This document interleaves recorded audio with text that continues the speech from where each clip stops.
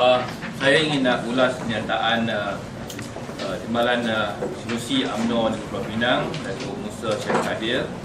Satu kenyataan yang berunsur fitnah, berniat jahat, serta jelas menunjukkan hipokrasi pimpinan UMNO dan Barisan Nasional Negeri Pulau Pinang yang tidak peka masalah rakyat, tidak membela nasib rakyat dan menghantar mesej yang berbahaya kepada pelabur ke negeri Pulau Pinang.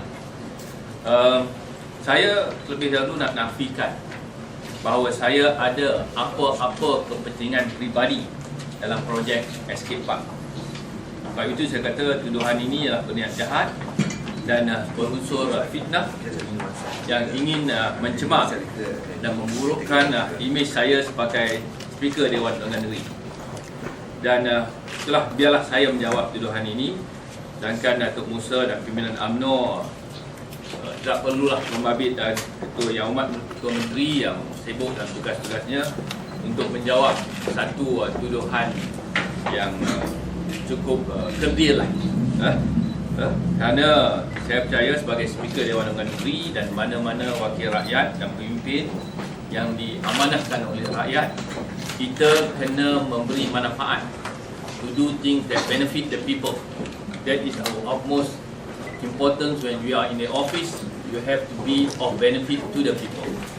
Dan saya, kalau kita lihat, saya dah edarkan tadi, jadi calon yang bertanding di Zon Teluk Bahang, N40 Zon Teluk Bahang. Dan dalam manifesto saya 2008, salah satu perkara yang saya sebutkan ialah Teluk Bahang, Pulau Pinang khususnya Teluk Bahang perlu satu new tourism product. Dan bila Escape 2009 mendapat open tender, berjaya mendapat open tender, dan Escape memilih Teluk Bahang, saya cukup terima kasih kepada pimpinan Yang Amat Ketua Menteri yang telah memilih Teluk Bahang, sungguh ini kawasan pembangkang, kerana dia dapat memberi peluang pekerjaan dan juga business opportunities, spill over business opportunities yang akan memberi faedah kepada penduduk Teluk Bahang dan Pulau Pinang khususnya. So itu kepentingan saya nak melihat, kerana kita lihat daripada tahun 2000 Casuarina tutup, Penang Mutiara tutup. Sepatutnya Datuk Musa tanyalah siapa pemilik Casuarina Penang Mutiara 2004 hingga sekarang masih belum ditutup, masih belum dibuka. So my interest is to see the people, melihat pekerjaan, jobs, dan saya percaya Escape adalah satu ikon baru, engine of growth for Pulau Pinang, dan yang akan benefit adalah penduduk Teluk Bahang dan khususnya. Itu saja. Saya ingin menyatakan sokongan bagi pihak Kerajaan Negeri, pimpinan Kerajaan Negeri tentang apa yang dinyatakan oleh Datuk Abdul Halim. Apa tuduhan liar dan fitnah yang dibuat oleh Datuk Musa Syed Kadir memang tidak berasas, kerana berdasarkan maklumat yang kita lihat daripada semua pihak yang buat pembinaan, nama Datuk Abdul Halim memang tak wujud langsung. Bukan sahaja syarikat yang menang, tapi semua syarikat yang membuat bidang, nama dia tak wujud langsung, sama ada sebagai pemegang saham ataupun sebagai pengarah. Nah, saya nak kesahkan di sini bahawa apabila Kerajaan Negeri berikan tender ini kepada itu theme park, kepada Escape, ia dibuat secara tender terbuka, kompetitif, di mana notis tender adalah 19 September 2009. Tender tutup iaitu 1 bulan kemudian 11 Oktober, dan memang ada itu iklan, jadi iklankan di Surat Khabar. So di sini saya rasa pun tak tahu ini notis iklan Newsrace Times lagi. Nah, ini salah satulah iklan di mana kita buat itu timpak proposal. Ini dekat Newsrace Times. So ini adalah tender terbuka dan dia adalah dibuat secara harga yang paling baik, dipilih, dan nama Dato' Abdul Halim tak wujud langsung. Tapi saya percaya besok hari dia akan cakap Dato' Halim kenal sama itu pemilik Escape. Ini dia akan cakap kerana kenal, mesti ada kaitan ataupun kepentingan. So itulah fitnah jahat yang mereka main. So dengan ini, sebagai pemimpin kita tak boleh kenal siapa pun, tapi kita tahu ini memang tak wujud kerana kita adalah mesra kepada seluruh pihak. Yang penting ialah mesti berdasarkan prinsip-prinsip yang betul. Dan memang kerajaan negeri mewujudkan prinsip-prinsip yang betul ialah kita buat tender terbuka. Kalau tender terbuka, ini berdasarkan harga yang paling baik diberikan. Kita tak kira siapa. Seperti yang saya sebut banyak kali, kalau Tan Sri Syed Mukhtar nak buat pembidaan pun boleh. Kalau Tan Sri Vincent Tan nak buat pembidaan pun boleh. Kalau Tan Sri Ananda Krishnan nak buat pembidaan pun boleh. Dan boleh diterima kalau mereka bayar harga yang paling baik sekali, yang paling tinggi sekali, ataupun kalau yang paling murah lah. If they make project, dia buat projek kerajaan, harga paling murah. Tapi kalau buat, dan kualiti mesti baik lah. Dan kalau dah beli kerajaan punya tanah atau projek, mesti bagi harga paling tinggi, baik sewa atau baik pembelian. So ini adalah tender terbuka. So tak jadi isu langsung. Dan Dato' Abdul Halim saya boleh sahkan hari ini bahawa memang nama beliau tak wujud dan sebagai lembaga penggarah ataupun sebagai pemegang saham. Dan dia cakap dia punya ahli keluarga pun tak ada. So saya rasa terpulang kepada Dato' Abdul Halim untuk ambil tindakan seterusnya. Think you can say what action you take afterwards. Dan saya rasa Dato' Musa mungkin dia nak lepas geram lah. Dia nak lepas geram kerana Dato' Abdul Halim telah dedahkan dia punya kontroversi. Kontroversi di mana dia untung besar atas belakang pemilik Melayu di Kampung Terang di Balai Pulau. Pada tahun ini 31 hari bulan Januari, syarikat dia telah beli tanah daripada 31 pemilik tanah Melayu. Pada 16 hari bulan Mei, ini lebih 10 ekar, lebih 10 ekar tanah. Pada 16 hari bulan Mei, syarikat dia telah jual tanah dengan keuntungan 5 juta ringgit. Beli 8.5 juta, jual 13.5 juta. Dalam 3 bulan setengah saja boleh untung 5 juta ringgit. Semua dia angkat habis. Semua syarikat sapu habis.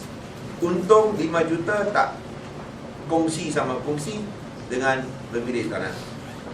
So bila kita tanya macam mana ini boleh berlaku, dia tak boleh jawab. Itu sebab dia nak balas dendam, hasad dengki. Dia buat fitnah ini kepada Dato' Abdul Halim hanya kerana Dato' Abdul Halim mengungkapkan kontroversi dia. Dia cakap nak saman, tapi sehingga hari ini tak saman. Dan Dato' Abdul Halim sini, saya rasa beliau akan ambil tindakan. Saya rasa ini stress sekarang oleh Barisan Nasional. Mereka tak ada isu. Kerana mereka tak ada isu, mereka akan gunakan fitnah untuk buruk-burukkan pemimpin. Dan mereka sekarang tak takut dan tak makan fitnah, kerana mereka tahu lebih-lebih bayar 200,000 saja.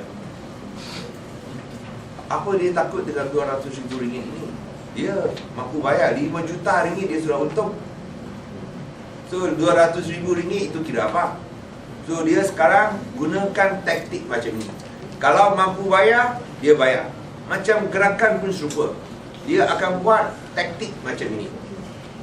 Dia tak takut fitnah kerana dia tahu dia hanya bayar 200,000 ringgit. Ini mungkin lain kali bila kita pergi mahkamah, kita akan tuntut bayar lebih lagi lah. Mereka tak takut bankrupt kerana mereka ada wang untuk bayar. Kalau bankrupt pun tak apalah, yang mereka hantar ini semua berani mati punya. Macam itu organisasi penganas, organisasi penganas, mereka hantar yang berani mati. So tak apa-apa, jadi bankrupt pun tak apa. Nama bankrupt tetapi masih ada wang lagi. Ini menunjukkan bahawa Barisan Nasional memang sudah bankrupt tentang isu. Dia sudah tak ada modal lagi, dia sudah bankrupt. Dia gunakan fitnah untuk cemarkan pemimpinnya bersih. Dan dia tak takut disaman, kerana dia tahu lebih-lebih RM200,000 dia mampu bayar. Untuk Musa, dia punya syarikat untung 5 juta, RM200,000 saya rasa dia boleh buat 25 kali fitnah. Kalau ikut itu 5 juta untung, dia boleh buat 25 kali fitnah. Saya rasa mungkin selain daripada Escape juga ada hubungan dengan syarikat mana? Mungkin projek-projek mana? Bayi Mutiara ada. Saya ingat itu mungkin besok hari akan timbul Dato' Abdul Halim dan pemimpin lain. Saya rasa pun akan timbul lagi. So itu yang jadi masalah sekarang. Mereka akan menjelang pilihan raya, mereka akan gunakan fitnah untuk cemar nama pemimpinnya baik. Sungguh pun kalau buat laporan MACC tak mau siasat pun, tak ada bukti. SPRM tak siasat pun, tak ada bukti. Tapi mereka terus akan buat fitnah. Ini menunjukkan mereka sudah bankrupt, tak ada modal, tak ada isu. Dia akan cemarkan pemimpin. Dia mula dengan saya. Dia start dengan saya. Cakap saya rasuah, sungguh pun tak rasuah. Siasat SPRM tak ada kes. Dia terus akan cakap rasuah. Dia tak takut, saman, kerana dia mampu bayar 200,000 saja, siapa takut. Sekarang tengok, dia alihkan kepada Dato' Halim. Lepas ini saya tak tahu siapa lagi. 200,000, 5 juta dia untung, boleh buat 25 kali lagi. Ini takut apa? So saya rasa itu adalah satu taktik yang agak kotor, jahat dan tidak bermoral dan bermaruah langsung. Dan kita harap bahawa rakyat boleh lihat dengan jelasnya taktik kotor ini dan tolak permainan politik jahat dan fitnah ini. Kerana kalau ini dibenarkan, saya rasa Malaysia akan tenggelam dalam lautan fitnah. Dan ini saya rasa kita mesti lawan habis-habis. So itu yang saya nak sebut. Sebelum saya serah kepada itu Dato' Abdul Halim， 我要简单的讲，这个是针对这个蔡希丽今天的这个声明，骂那个Nasri， 说这个董总的要求和诉求是合理，而且他说董总的领导人不是坏人，所以给这个谁恭敬。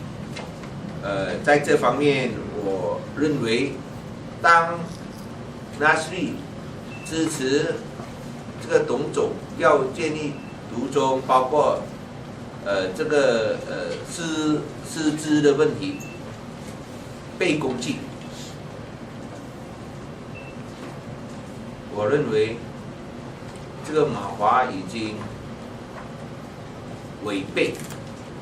背叛华教。当一个马来部长准备支持董总的诉求，要树立、要加强、要强化华教和独种，你反而没有张扬，还要骂Nasri，我认为这个不是单单是背叛违背背道而驰对不对？不是背道而驰，这个确实是背道而驰。总之，是已经背叛整个华教。我认为这个不符合华人的华教理念。我看Nasri讲的最后一句话是最恰当的。他说他不是为景者，他不是hypocrite，他不是为景者。他如果马华在那个提出华教独种的问题，他会支持。这个证明什么？这个证明一向来马华不敢在那个提出，而且当这个Nasri讲说他们的要求、他们的诉求是合理，董总的领导人不是坏人，也是证明他们不能提出。现在反而在骂Nasri，因为支持董总的诉求，是不是他们证明他们也不要在那个提出？因为Nasri讲，如果你在那个提出，我会支持，所以证明马华不敢，马华不能，马华不要提出华教而董总所提出的诉求在那个。